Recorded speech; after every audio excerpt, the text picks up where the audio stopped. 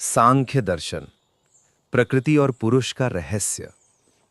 भारत की ज्ञान परंपरा में जब कोई आत्मा और ईश्वर के रहस्य की बात करता है तो उसके पीछे कहीं ना कहीं सांख्य दर्शन की छाया होती है, क्योंकि सांख्य वो दर्शन है जिसने सबसे पहले इस सृष्टि के दो मूल तत्वों पुरुष और प्रकृति का रहस्य उद्घाटित किया। सांख्य का अर्थ ही है गणना या विवेकपूर्ण भेद करना। यह भेद है चेतन और जड़ के बीच, दर्शक और दृश्य के बीच, पुरुष और प्रकृति के बीच। ऋषि कपिल को इसका जनक कहा गया। उन्होंने संसार की समस्त गति को एक तर्कशास्त्रीय रूप में समझाया कि जो कुछ भी प्रकट है वो प्रकृति से उत्पन्न है, और जो सब देखता है, अनुभव करता है, पर स्वयं अप्रभावित रहता है, वो पुरुष है। कपिल ने कहा, प्रकृति नित्य है और पुरुष भी नित्य है, पर बंधन तब होता है जब पुरुष स्वयं को प्रकृति से एक मान लेता है। यहीं से आरंभ होता है सांख्य का गूढ़ दर्शन।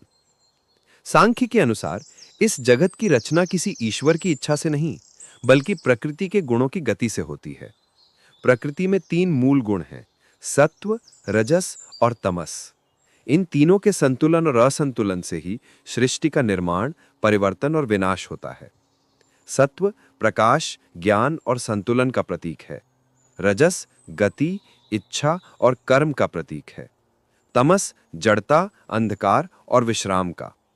जब इन तीनों में असंतुलन उत्पन्न होता है तभी प्रकृति रूप लेती है, प्रकट होती है, और यही जगत की शुरुआत है।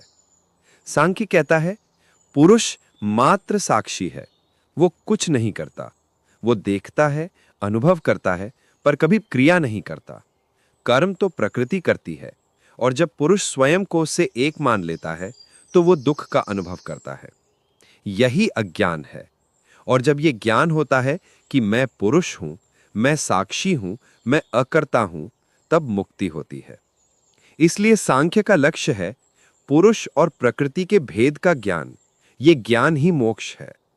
कपिल कहते हैं, प्रकृति बंधन का कारण है और वही मुक्ति का भी। जब वो अज्ञानवश पुरुष को बांधती है तो दुख होता है, और जब वो विवेक से पहचानी जाती है तो वही मुक्त करती है। सांख्य का ये विचार अत्यंत वैज्ञानिक है। इसमें ना कोई ईश्वर की आवश्यकता है, ना किसी यज्ञ, पूजा या आस्था की। ये दर्शन केवल विवेक और अनुभव पर आधारित है। सांख्य के अनुसार संसार में 25 तत्व हैं। पुरुष एकमात्र चेतन तत्व और शेष 24 तत्व प्रकृति से उत्पन्न। प्रकृति से उत्पन्न होता है महत तत्व यानी बुद्धि, फिर अहंकार, फिर मन, और उनसे 5 ज्ञानेंद्रियां, 5 कर्मेंद्रियां, फिर 5 तन्मात्राएं यानी शब्द, स्पर्श, रूप, रस और गंध, और उनसे 5 महाभूत, आकाश, वायु, अग्नि, आप और पृथ्वी। ये समस्त क्रम केवल प्रकृति की गति है। पुरुष उसमें साक्षी मात्र है। सांख्य के अनुसार संसार का दुख इसीलिए है कि पुरुष स्वयं को प्रकृति समझ बैठा है। जब यह भ्रम मिटता है तब आत्मा मुक्त होती है। कपिल कहते हैं, न प्रकृति को नष्ट किया जा सकता है, न पुरुष को, पर उनका पारस्परिक बंधन समाप्त किया जा सकता है विवेक से, ज्ञान से। इसलिए सांख्य में मोक्ष कोई स्थान नहीं, बल्कि एक अवस्था है जहां पुरुष प्रकृति से भिन्न होकर अपने शुद्ध स्वरूप को पहचानता है। सांख्य का यह दर्शन अत्यंत गूढ़ होते हुए भी व्यावहारिक है।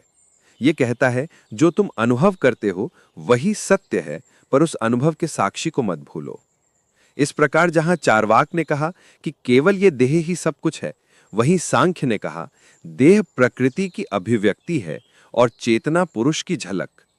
दोनों ही दार्शनिक धाराएं सत्य की खोज में है, एक बाह्य जगत में, दूसरी अंतर्मन में। सांख्य का यह दर्शन आगे चलकर योग, वेदांत और बौद्ध चिंतन का आधार बना। योग दर्शन का ईश्वर भी सांख्य के पुरुष से ही विकसित हुआ।